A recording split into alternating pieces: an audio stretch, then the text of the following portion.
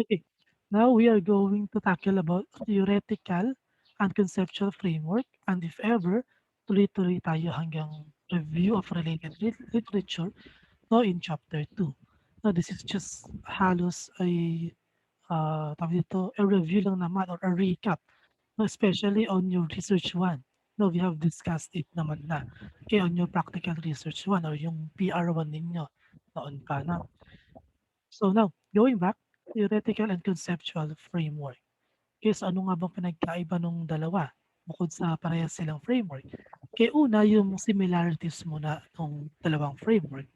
So ito daw yung similarities of theoretical and conceptual framework as follows, 1 to 7 siya. So first, it provides an overall view of the research study. Kaya nga siya frameworks, di ba? So second, anchor a theory that supports the study. Third, it guide in developing relevant research questions or objectives. Fourth, help justify assumptions or hypotheses. Fifth, aid in choosing appropriate methodology. Sixth, help in gathering and interpreting data. And lastly, guide in identifying possible threats not to validity. Okay, so that's how theoretical and conceptual framework functions. Okay, so these are their similarity. Kanila namang pagkakaiba, no, the scope of a theoretical framework is much broader rather than a conceptual framework which has focus. That's why it's more narrower. Okay, so it can be used in different studies, no, and conceptual framework naman is directly related to a specific study. So pagdating naman kay focus ng content, okay, so theoretical framework, there is a particular theory used already in the field. Sa conceptual framework naman, no, there are set of related concepts to a specific study. Okay, especially those paradigms na ginagamit sa conceptual framework. No, later on, we will find out what are those paradigms na ginagamit sa conceptual framework. No, meron tayong the IVDV model, meron tayong the IPO model, okay, meron tayong criterion, okay, something, P model, so on and so forth. No, later on, you will know what are those um, also paradigm, no, conceptual paradigm. So number of theories, theoretical framework presents one theory at a time. Okay, conceptual framework naman may synthesize one or more theories. The theoretical framework, time of development, already existing before the conduct of the study. Conceptual naman developed while planning and writing a specific research. Pagdating kay theoretical framework, yung ginagamit natin yung theories here, no, are those established theories. Okay, so you know how to deal with theoretical framework naman na, di ba? So when it comes to theoretical framework, okay, so the theories that you are going to choose no, must be relevant to your topic.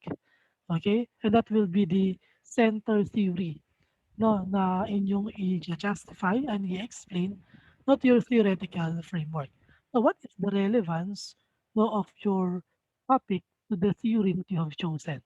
Okay, make sure na dapat meron silang relevance to each other. Okay, yung theory na yon. Okay, hindi lang basta makakuha ng theory. Okay, yung theoretical framework natin, ha, ganun pa din, narrative informed siya. Ang gagawin na natin when it comes to theoretical framework, look for a suitable theory no, that will support no, your topic. Okay, yung tawag dito, pre-established theory na, di ba? Just like what I've said, no, depende sa topic ninyo yun. No, there are so many theories established by tawag dito, by popular or well-known proponent. Di ba? Katulad din na Abraham Maslow, no, meron silang hierarchy of needs. Meron tayong John Piaget's cognitive theory. Meron tayong Sigmund Freud's psychoanalysis or psychoanalytic theory. Okay? Meron tayong behavioral theory. Okay? So meron tayong katulad ni Lev Vygotsky. Now, there are so many proponents no, of different theories that might be relevant no, that can be suitable to your chosen topic. Okay, so hanap kayo nun ng topic na yun, ng theory rather, and then kind of explain, okay, so what is the relevance no, of those theories no, that you think suitable to your research, then kind of justify. Napunta tayo kay conceptual framework. Kay conceptual framework, no, gumagamit tayo ng conceptual paradigm. Okay, it's a type of concept map. So when we say concept map, it is composed no, of different figures such as lines, circles, boxes, and other marks or symbols which represents the elements of your research. So yung concept map na ginagamit natin, no, pagdating kay conceptual framework or the paradigms. Meron tayong tinatawag na iba't ibang klase ng paradigms. Okay, later on for a deeper understanding of it on a video. Okay, dito kasi sa may discussion is those some models lang. Okay, few models lang of a conceptual framework. So number one, no, ang pinakakilala at saka ang pinaka ginagamit lagi is commonly used is the input process output model o yung tinatawag na IPO model when it comes to the conceptual framework. You're familiar with this. Kaya ito yung pinagawa ko sa inyo starting your PR1, no, the IPO model. Okay? So again, IPO stands for input process output. So the input is it is usually the independent variable of the study. Okay? So meanwhile, ang process naman natin from the word itself no, is the intervention or the solution consists of the instruments and analysis used to acquire the result. Sa process natin, no, dito nakapulob yung mga instruments no, that you are going to use no, on your research. Okay, yung mga survey questionnaires, okay, ano pa ba? If you are going to conduct an interview, okay, so an observations, so on and so forth. And lastly, yung output. No output is the findings. No output is the findings or the outcome no, of the interventions being made not to solve an identified problem. Okay, that consists of the IPO model. Input, the independent variable of the study, the process, no, which is the instruments used in the study, and then the output is the findings or the outcome no, in the study. That is the IPO model. So later on makikita yung itsura ng IPO model. Next, meron pa tayong mga example ng conceptual framework. Meron tayong IVDV. Kaya rin sabi ko kanina, the independent variable, dependent variable conceptual framework. No, the IVDV model. Okay, so we're in, ang nakalagay lang, syempre, from the title itself, si IV lang, tsaka si DV. Okay, what is the independent variable or the IV? Hours of study, based on this example, the DV naman or the dependent variable is academic performance. So as easy as that. Ganyan yung naging conceptual framework. Okay, so IV at DV. Okay, so therefore, there must be a synthesis pa rin no, at the bottom part. It's like this one. This conceptual framework shows the independent and dependent variables of the study. It is presumed that the more number of hours a student prepares for the exam, the higher would be expected academic performance. Okay, meron justification or explanation dito sa may lower part. Okay, so pagdating kay IV at EV. I-IPO model naman, input process output model, ganoon pa rin. Okay, meron tayong input process output. Okay, it can be also a rectangle shape at the end. Okay, so depende sa inyo. So there must be justification at the end pa rin. Okay, or explanation nito.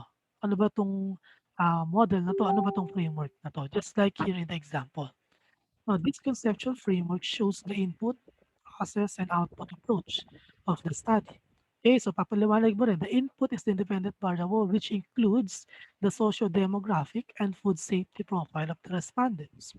The process includes the tools and analysis in gathering the data, while the output is the outcome based on the results of the study.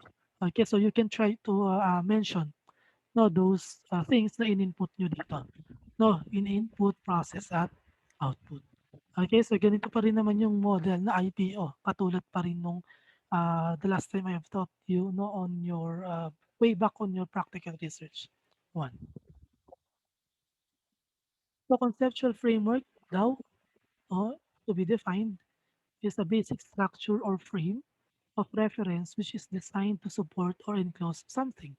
Okay, so it supports the research. No, it's the skeleton. Okay, so a diagrammatic presentation of the study, also called as the research paradigm. Okay, so ito yung research paradigm na tinatawag. Ha? Okay, so yung may mga model na. So yeah, conceptual framework starts with text and clearly cite the diagram, no, so on and so forth. Okay, those are the following add additional definitions now. Okay, another example of conceptual framework, okay, from IVDV model.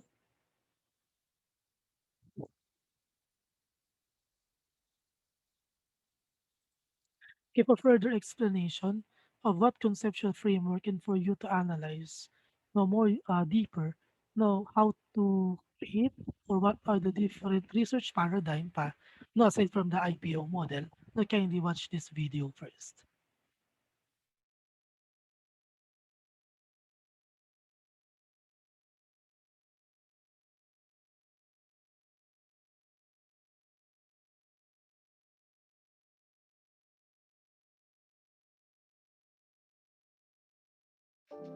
Good day everyone, today we will be discussing about the conceptual framework. Before anything else, we are going to discuss what a conceptual framework is. A conceptual framework represents the researcher's synthesis of literature on how to explain a phenomenon. It maps out the actions required in the course of the study given his previous knowledge of other researchers' point of view and his observations on the subject of research. Also, it is considered as an analytical tool that explains the main concepts to be studied or investigated in one's research. These could be the key factors or variables being investigated and the presumed relationship among these variables. In other words, a conceptual framework offers the rationality and fundamental basis of the entire research, as well as shows the understanding of the researcher regarding how the variables connect with each other. Now that we know what a conceptual framework is, we now discuss the purposes of a conceptual framework. A conceptual framework has different purposes. First, it defines the scope and limitations of the study and identifies what will and what will not be investigated. This is according to Pom Model in 2016 in his textbook. Also, it shows the organization, order, and direction of a research study. Furthermore, a conceptual framework enables the readers to obtain a general understanding of the research and gives them a notion of the research activities that will be performed as well as the manner on how these are carried out. And lastly, a conceptual framework serves the purpose of clarifying concepts and their relationships with one another in a research study. Now at this point we're going to discuss the common types of paradigm models used. But before that, we're going to discuss what a paradigm is. A paradigm is a visual representation of the entire research study. Pretty much this is how a conceptual framework would look like, as this would show the different variables involved in the study as well as discuss the possible relationships that they have with each other. In line with this, Cristobal in 2017 in their textbook have given us some examples of the common types of paradigm models which are used. The first one is the IPO model, also known as the input process output. The IPO model is largely used when the research attempts to isolate the factor or major variable that causes the problem, subject, or phenomenon under investigation. As an example, we have the entrepreneur's roles towards improved work performance. For our input, we're going to include the profile of the entrepreneurs, which involves their age, sex, and seminars attended, as well as the roles of the entrepreneurs in terms of assessment, planning, implementation, and evaluation. For the process, we're going to have analysis of data through questionnaires, informal interviews, and the statistical treatments which will be needed for analyzing the data. And for the output, from the word itself, this would be the final outcome of the study once the data needed has been gathered and analyzed. The output would be the profile and roles of entrepreneurs are determined, and the relationship of the roles and quality of work performance is further identified. Next, we have the IVDV model, also known as the Independent Variable-Dependent Variable model. The IVDV model is used in experiment-based studies. The questions raised are higher order and classified as situation relating, Remember, the IVDV model is used in experiment-based studies because in experimental studies, we have the presence of independent variables which would influence the dependent variables, which are then observed and measured by the researchers. In this example, we have the effects of computer-assisted instruction and demonstration method on the level of performance of grade 12 students. For our independent variable, we have the teaching methodology used by instructors, which involves the computer-based or computer-assisted instruction and the demonstration method. Our dependent variable would be the level of performance of grade 12 students, which are measured according to academic grades, practicum grades, and the parent satisfaction. This model is used for this particular study because the independent variable, which would be the teaching methodology used by instructors, would greatly affect the dependent variable, which would be the level of performance of the grade 12 students. Depending on what kind of methodology is used, it would have an effect on how the students would be performing in class. The next model is the PC model, also known as the predictor criterion model. The PC model is used when relating and assessing the influence between two or more variables. Studies that focus on relationships, associations, differences, and impacts benefit from this model. It is also worth noting that the PC model is used for non-experimental research studies. Remember, in non-experimental research designs, we have the predictor and criterion variables in lieu of the independent variables and dependent variables. For this example, we have the relationship of the teaching competence of senior high school teachers to the level of performance of ABM students. For our predictor model or predictor variable, we have the teaching competence of the senior high school teachers in terms of their knowledge level, the pedagogical skills, and the classroom management. While the criterion variable would be the level of performance of ABM students in terms of academic grades, behavioral attributes, and the peer evaluation results. It is also worth noting that the PC model would use a direct line instead of an arrowhead as compared to the IVDV model showed earlier. The next model is the P model, which is used in research studies that propose a program or any intervention measure. It fits the situation producing level of questioning. Now, it is worth noting that the P model could simply be an expanded version of the existing models that have been presented earlier. For this example, we have the proposed program for improved quality service of entrepreneurs. This is the expanded version of the IPO model presented earlier. We have the input, which involves the profile of entrepreneurs as well as the roles of entrepreneurs, together with specimen collection and their performance. For the process, we have analysis of data through questionnaires, informal interviews, and statistical treatments.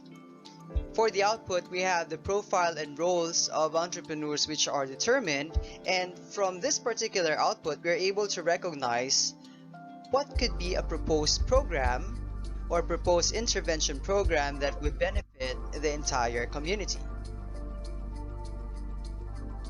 Another example would be the relationship of teaching competence of senior high school teachers to the level of performance of students towards the formulation of the faculty development program. Now, this particular example is similar to the PC model presented earlier, wherein we have the teaching competence of senior high school teachers in terms of their knowledge level, pedagogical skills, and classroom management, and its possible relationship to the level of performance of students with regard to academic grades, behavioral attributes, and peer evaluation results. From the results of this particular study, we are going to have our proposed program, which is the faculty development program, in order to address areas for improvement or further improve the strengths that have been identified in this particular study. And lastly, we have the POM, or the proposed original model. The POM is used when the researcher presents an original paradigm. The requirement is that it must be scientific. Remember that since this is an original model, there is no specific pattern or design on how it must be constructed, other than the fact that it must be scientific in nature. For this particular example, Cristobal and Cristobal cites Quizaon in 2007 in the study The Extent of Participation of the Nursing Students in Infection Control Practices, Basis for Enhanced RLE Supervisory Program. In this study, we have the following variables. First, We have the student respondents profile, which involves the age, gender, civil status, and hospital assignment, as well as the extent of participation in the infection control program and the CI's assessment of the student's extent of participation. Together, this would have an influence on the infection control practices, which involves the preparation of IV fluids, preparation of IV medications, assistance in the administration of IV medications, skin care, umbilical cord care, and eye care. Altogether, the results of this study would lead to the proposal of the Enhanced Related Learning Experience Supervisory Program. Now at this point, we're going to discuss some of the pointers in writing a conceptual framework as discussed by Baraceros in her textbook. First, familiarize yourself with the objective of the conceptual framework. What do you intend to show to your readers in your conceptual framework? In order for you to show, or in order for you to come up with a good conceptual framework, you must be able to identify what do you intend to discuss to your readers through your research. Next, base the contents of the conceptual framework on your own understanding of the elements and of the relationships of the research features. Third, see to it that all aspects of the conceptual framework are related to the objective of the research. Remember that your ultimate goal is to be able to accomplish the research objectives or research goals that you have stated at the beginning of the study. Your conceptual framework would help your readers be able to understand how you're going to go about with the process of conducting the research itself. And lastly, let others read your conceptual framework for comments and feedback for improvement purposes. In a nutshell, a framework is comprised of different concepts and theories that serve as the building blocks or the skeleton that strongly clarify the basis of the study. As such, being familiar with the conceptual framework of a study allows us to be aware of the scope and range of a concept or a construct. Furthermore, the conceptual framework enables the readers to clearly see in their minds the basic structure of the research and the relationships of variables and other factual things involved in the study.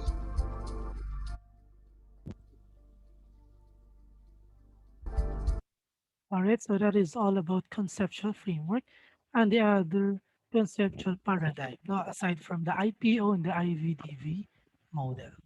Okay, pero IPO ang yung gagamitin natin when it comes to your research.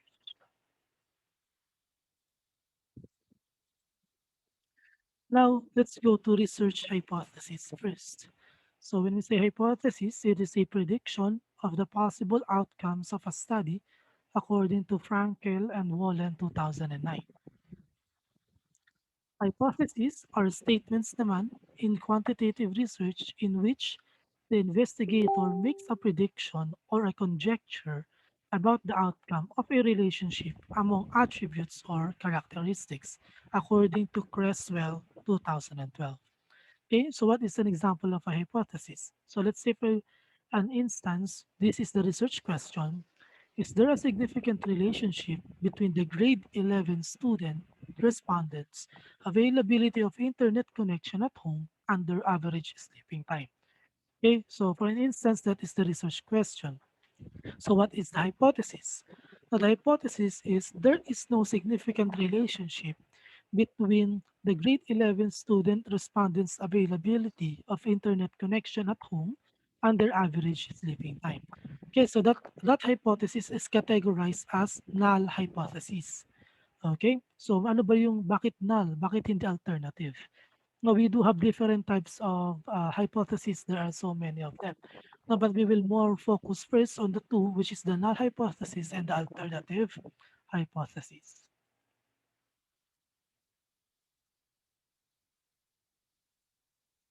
Okay, so bago tayo bumalik dyan sa definition of terms, muna tayo sa hypothesis. Okay, so when we say hypothesis, it is a tentative statement about the relationship between two or more variables. Okay, so it is a specific and testable prediction on what you expect to happen with the variables in your study. So meron tayong null tsaka alternative hypothesis. Okay, so here, okay, wait lang. Sa ating null hypothesis, So null hypothesis shows no relationship between variables. Okay, meaning there is no relationship between the two variables or two or more variables. Ang alternative naman na variable o hypothesis, no, it do shows relationship between the variables. So magkabaliktad lang sila. So null hypothesis, let's say for example, the null hypothesis is denoted with the symbol H tapos may O sa baba. Okay, it exists when you consider that there is no relationship, no, between the IV, okay, and the DV, or that there is an insufficient amount of information to claim a scientific hypothesis. Okay, this is an example. There is no significant change in my health whether I exercise every day or not. Kabaliktaran naman niya sa alternative hypothesis. Alternative hypothesis naman denotes or denoted with the symbol H and then small letter A, no, sa lower nito ng H. It is an alternate statement which expressed to be tested in order to generate the desired output when the empirical or working hypothesis is not accepted. So in an attempt to disprove a null hypothesis, you tend to seek an alternative hypothesis. No, para ma-disprove natin yung null, no, you must have an alternative hypothesis. So what will be your alternative hypothesis? Okay, so same example pa din. So alternative hypothesis here, example, my health improves during the times when I sleep 8 hours a day than sleeping for 4 hours only. Okay? So both of these are hypotheses only. Okay, this is null, no, which denotes no relationship between the IV and the DV. Alternative naman, there is a relationship now between the IV and the DV, now wherein it disprove a null it disprove a null hypothesis. So aside from null tsaka alternative, meron din tayong tinatawag na directional at non-directional hypothesis. So both of these hypotheses depicts relationship of variables, no, but not in the direction of the effect, no, whether positive or negative. So kanina si null tsaka si alternative, no, null hypothesis tawag dito, does not depict the relationship of IV and DV, no, unlike an alternative one. This time kay directional at non-directional, no, they both depicts relationship of variables, but not to the extent no of its effect, whether positive or negatively affected. Okay, so nakuha. Directional hypothesis, no, let's say for example ito, students who are eating nutritious food have higher grades than students not having a proper meal. Okay, so this shows that there is an effect between the grades and the nutritious food, and the direction of effect is clear and the students get a higher grade. Okay, meaning kung gagawa natin to ng directional hypothesis, there is positive no relationship no between no the variables which is eating nutritious food as well as tawag dito, students who are not having a proper meal. Okay? So there is a positive relationship. Okay, kung wala naman, kung hindi positive, okay, hindi naka-apekto yung eating nutritious food, no? Let's say for example, yung eating nutritious food ay tawag ito, nakababa ng grades of a certain student. Okay, so ang magiging hypothesis naman is there is no positive. Kapag it affected tawag ito, the variables affected the other variables no, in a positive way, then there is positive relationship. No, unlike kay null tsaka kay alternative, there is no relationship lang and there is. Okay, pagdating naman kay directional, there is no positive relationship or there is no positive relationship. Okay, so both sila, no, they greatly affect or they depict relationship between variables, no, but they differs in direction of the effect, no, kung positive or negative. A non-directional hypothesis naman, example, there is a significant difference in the average grades between those students that have proper nutritious meal and those that do not have proper meals. Okay, so explanation. This depicts that there is an effect between the average grades and nutritious food, just like what I've said. Now, there is an effect between the two variables. They both depicts relationship, between the two variables. Okay, but it does not reflect the direction of the effect, whether it is positive ba siya or negative. Hindi naka-state kay ng directional hypothesis. Unlike a directional hypothesis, no, naka-state siya whether positively affected or negatively affected no, yung variables in a hypothesis. Okay, so ganun siya. Directional at non-directional hypothesis. Okay, kaya dun sa activity ninyo last time na meron tayong choices doon na directional, non-directional. Okay, if I'm not mistaken, the number 10 item ba yun? Yeah. The answer will be non-directional hypothesis. Okay, it's the last time na inyong activity. Okay, so these are the guidelines in formulating hypothesis. Okay, so you can have readings na lang tungkol dito. Okay, so kung ano ba, how to write a good no, or how to formulate a hypothesis. Pero ganun lang yan na basic lang. Ganito lang yung pag-conduct or paggawa ng hypothesis. No, these are some factors to consider lang. No, kung gusto mo mas maging maayos at concise and clear no, your hypothesis. Yan, up to 7 yan.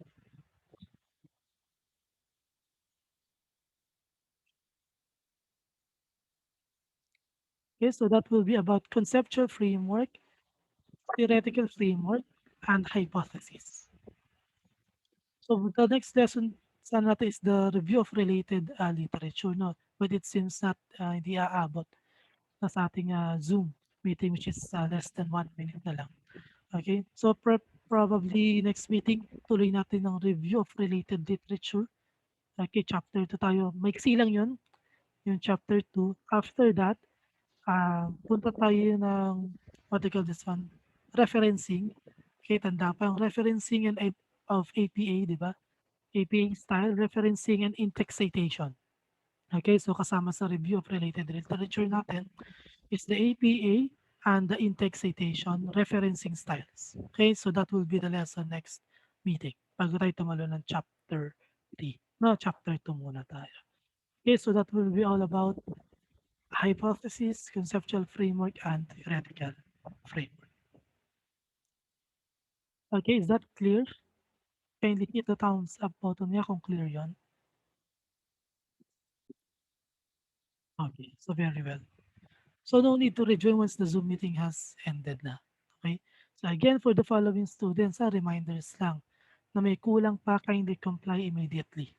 No, I am needing your scores, okay, for you to, for me to complete the grades. No, immediately. No, I am badly needed. So kindly comply. Okay, I think that would be enough for today. Let's go.